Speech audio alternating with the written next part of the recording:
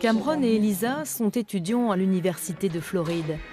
Ils appartiennent aussi à un collectif de jeunes progressistes qui organise la résistance face à la politique conservatrice menée par Ron DeSantis, le gouverneur de l'État. Au cœur de leur combat, l'interdiction de certains livres à l'école. Les professeurs de droit vous diront que le fascisme commence par l'interdiction de la littérature et c'est ce que nous voulons exprimer avec ces mots. Pour beaucoup de jeunes appartenant à la communauté LGBTQ, l'école est un lieu de libre expression, ce qui n'est pas toujours le cas des familles. J'ai grandi dans une famille très conservatrice, partisane de Donald Trump et de Ron DeSantis. Je n'avais pas de modèle auquel m'identifier étant enfant. Et c'est grâce à la librairie de l'école que j'ai découvert qu'il y avait d'autres gens comme moi.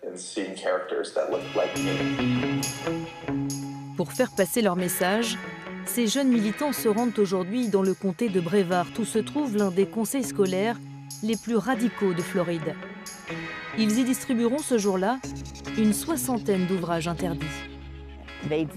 Là, nous avons l'adaptation du journal d'Anne Frank. Vous vous rendez compte ce que ça dit sur l'état de nos écoles publiques qu'ils soient interdits? Et Toni Morrison, une auteure reconnue, je n'ai pas besoin de l'expliquer, c'est juste absurde.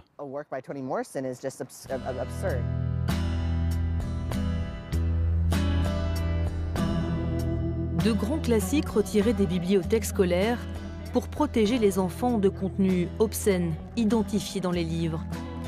C'est l'argument en tout cas avancé par les Moms for Liberty. Cette armée de guerrières, comme elles se définissent, sont devenues en quelques années les terreurs des écoles.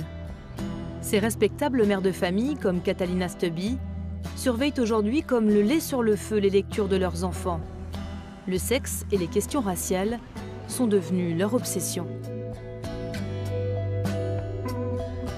Est-ce que cette censure des livres n'a pas dérivé avec le temps? On a vu ici en Floride, ce sont les chiffres qui sont communiqués, plus de 1400 livres retirés des bibliothèques scolaires. On a choisi celui-ci parce que c'est vrai qu'il nous parle à nous Français. C'est l'adaptation française du journal d'Anne Frank. C'est une œuvre référente qui est accessible.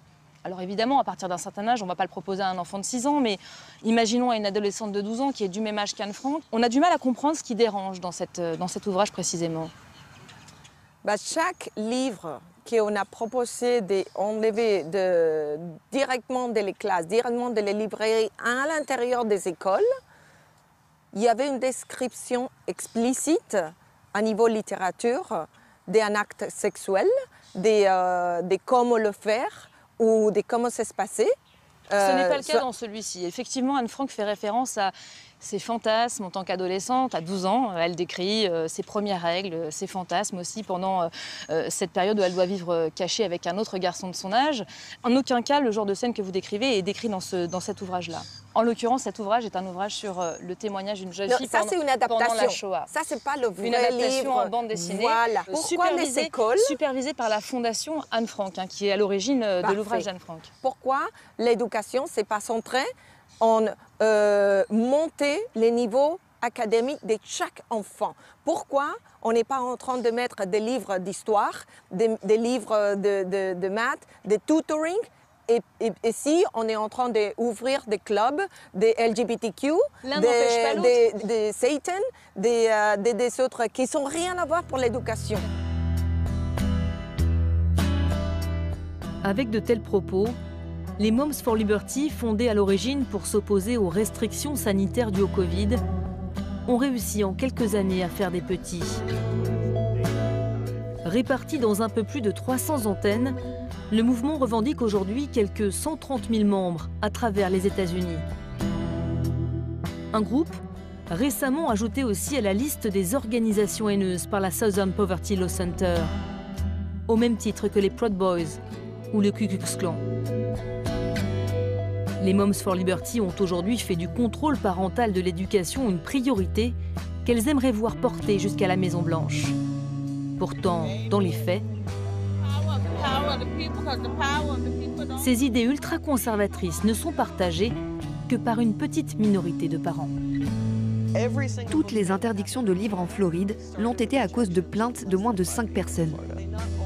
Katie Blankenship a récemment pris la tête de PEN America en Floride. La célèbre organisation porte-étendard de la liberté d'expression vient d'ouvrir dans l'État un bureau tout neuf, non loin de cette librairie engagée.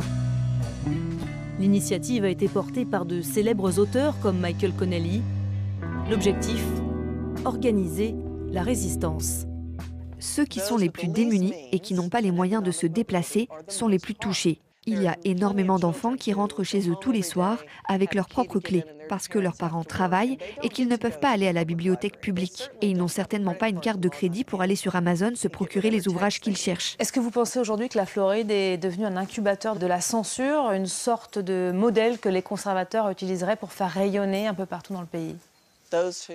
Ceux qui poussent pour un agenda extrémiste dans ce pays se servent de la Floride comme d'un cas d'école pour le reste des États-Unis. C'est ça qu'il se passe. Les lois qui ont été les plus dommageables en Floride sont en train d'être copiées un peu partout. Mais moi, je pense que la Floride va être un cas d'école de la façon dont on résiste, de la façon dont on dit stop. Tout le monde va voir ça et ce sera une vraie leçon que va donner notre État.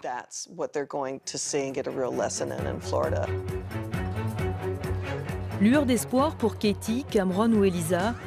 Ces dernières semaines, face à une accumulation de dérives, le gouvernement de Floride a commencé à enclencher la marche arrière. Ron DeSantis lui-même a apporté son soutien public à une proposition de loi introduisant une taxe de 100 $ en cas de contestation retoquée. Donald Trump, lui aussi très sollicité par sa base réactionnaire, semble avoir pris ses distances avec le sujet.